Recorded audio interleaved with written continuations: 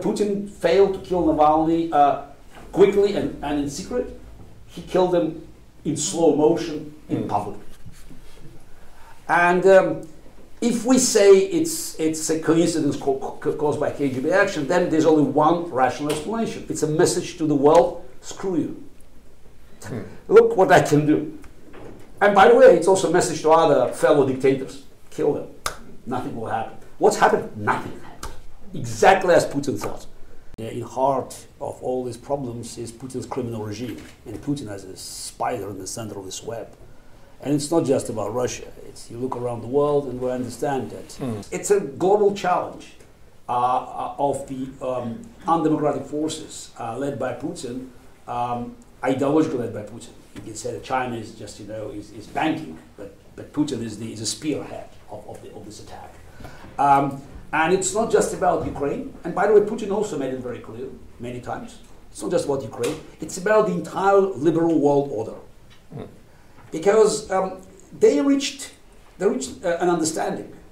All these dictators, thugs, terrorists, from Putin to mullahs to China, Chinese communists, North Korea, Hamas, Maduros, and others, that in the world that is totally connected, it's interdependent. We no longer can be divided by the Iron Curtain because the new struggle.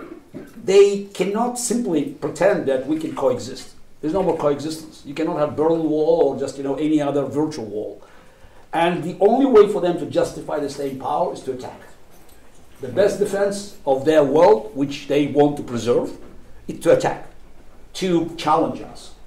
There are many ways of attacking. So you can come up with some fake historical digging, as Putin did, or you can have this terrorist attacks as done throughout the Middle East. There are many ways, but the fact is that they are at war with us.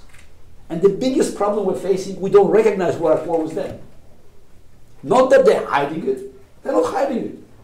It's just they are as obvious as they could be. You just have to listen to Vladimir Putin, you have to listen to Hamas leaders.